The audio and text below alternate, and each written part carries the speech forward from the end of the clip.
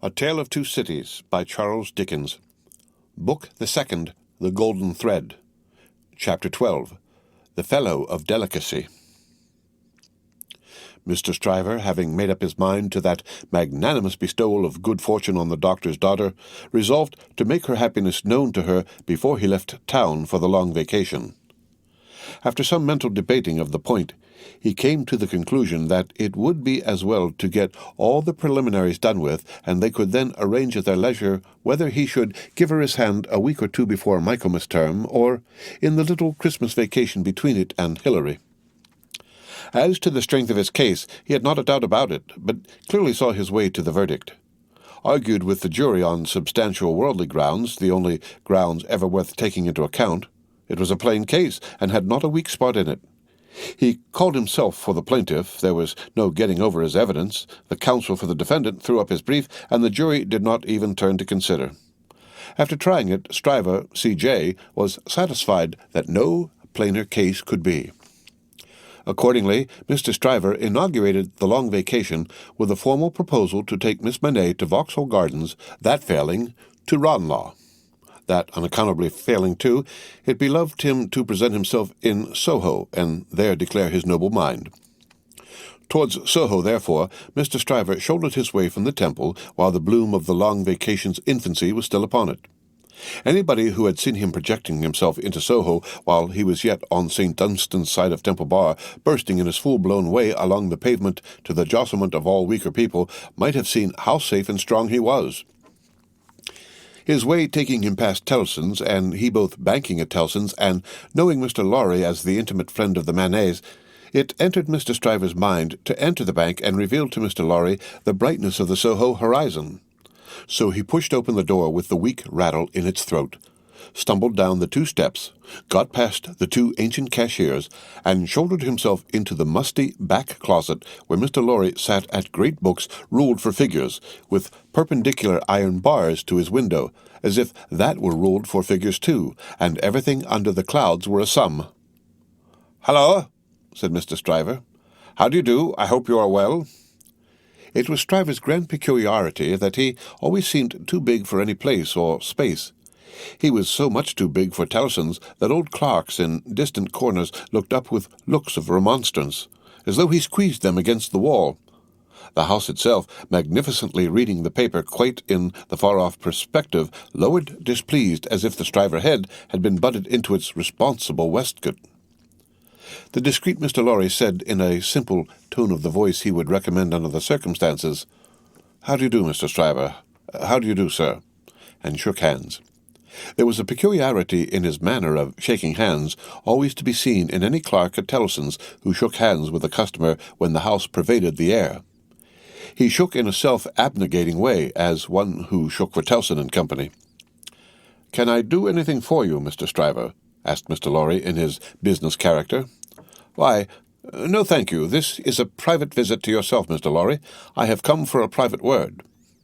"Oh, indeed," said Mr. Lorry, bending down his ear while his eye strayed to the house afar off. "I am going," said Mr. Stryver, leaning his arms confidentially on the desk, whereupon, although it was a large double one, there appeared to be not half desk enough for him, "I am going to make an offer of myself in marriage to your agreeable little friend, Miss Manette, Mr. Lorry." "Oh, dear me," cried Mr. Lorry, rubbing his chin and looking at his visitor dubiously. "Oh, dear me, sir?" repeated Stryver, drawing back. "Oh, dear you, sir? What may your meaning be, Mr. Lorry?"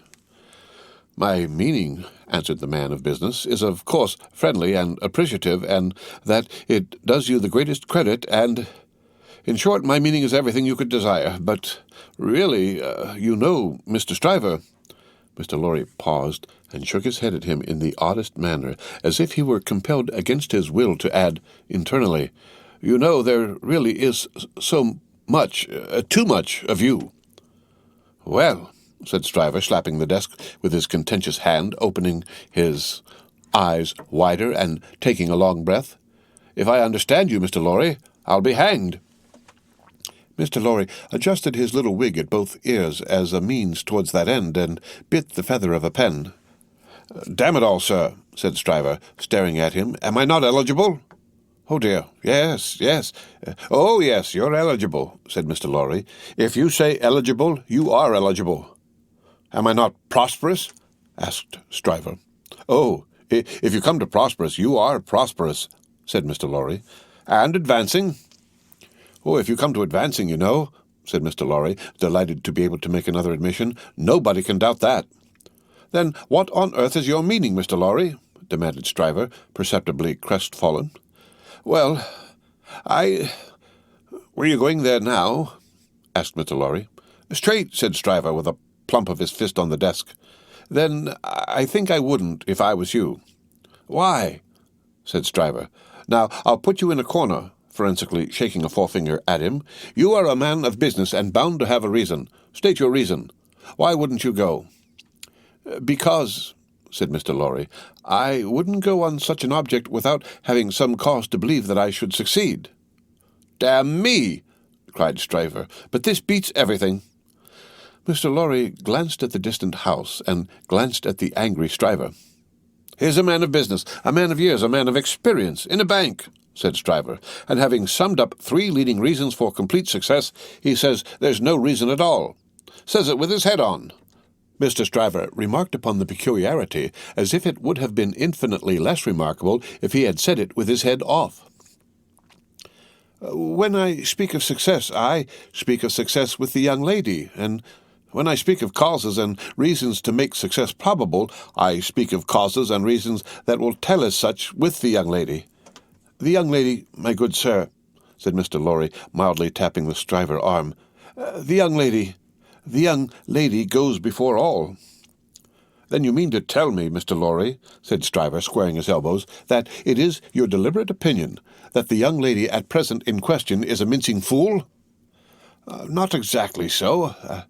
I mean to tell you, Mr. Stryver," said Mr. Lorry, reddening, "that I will hear no disrespectful word of that young lady from any lips, and that if I knew any man, which I hope I do not, whose taste was so coarse and whose temper was so overbearing that he could not restrain himself from speaking disrespectfully of that young lady at this desk, not even Tellson's should prevent my giving him a piece of my mind."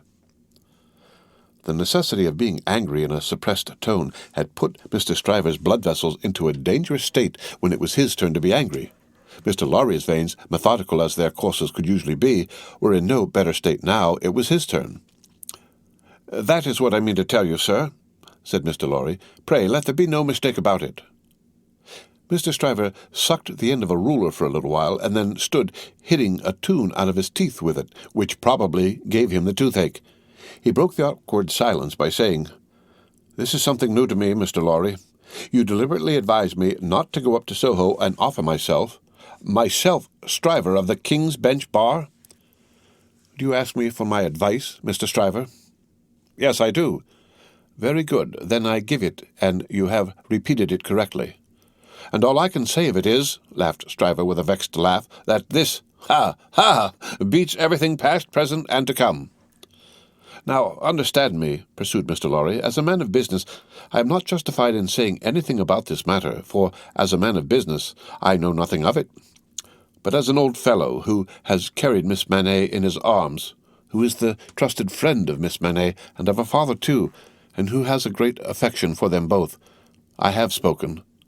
The confidence is not of my seeking, recollect. Now, you think I may not be right?" "Not I," said Stryver, whistling. "I can't undertake to find third parties in common sense. I can only find it for myself.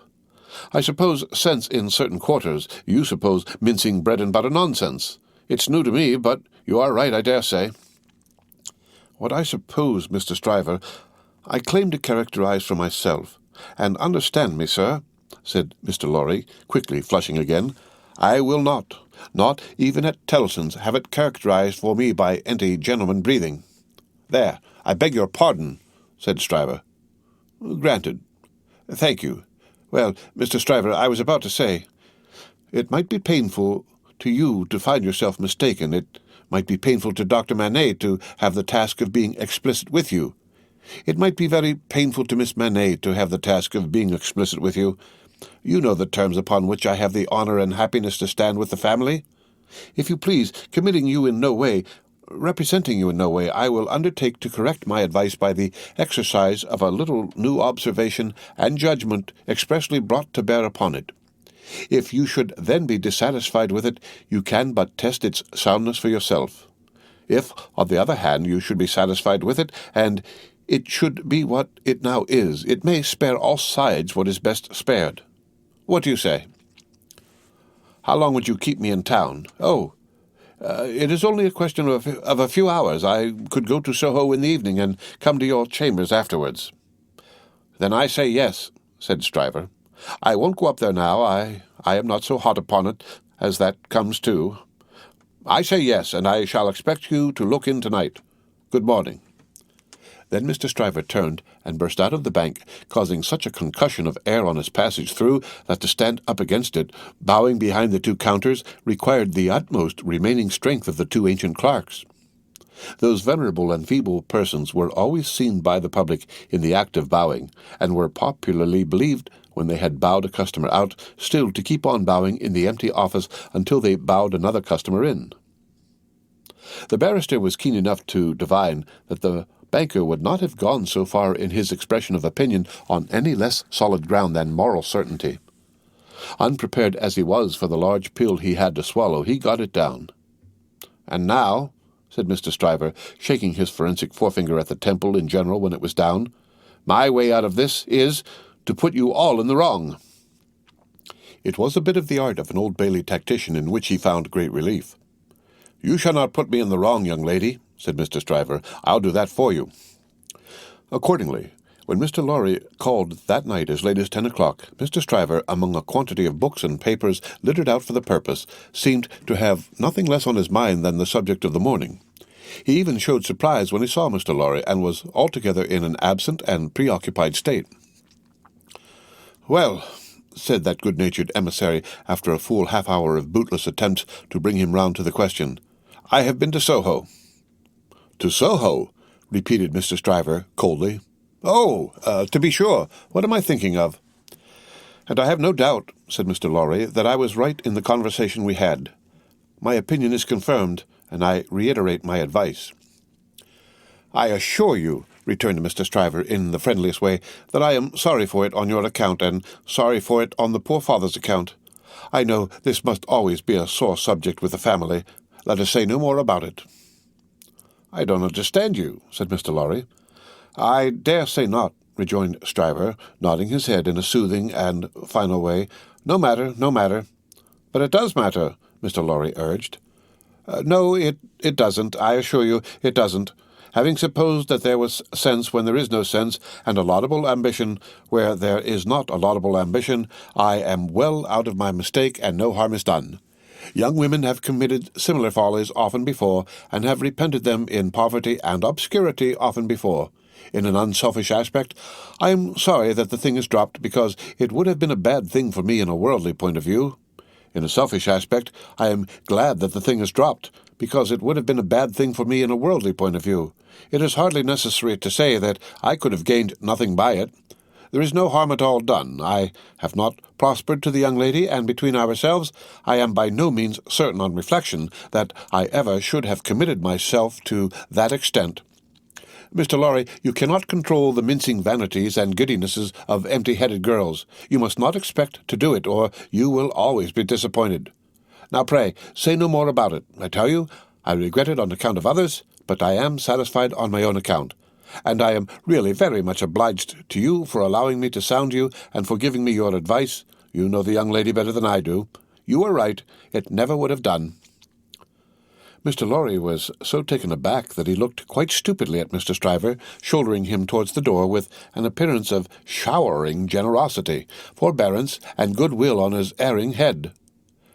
"Make the best of it, my dear sir," said Stryver. "Say no more about it. Thank you again for allowing me to sound you. Good night." Mr. Lorry was out in the night before he knew where he was. Mr. Stryver was lying back on his sofa, winking at his ceiling. The end of Book the Second, The Golden Thread, Chapter 12.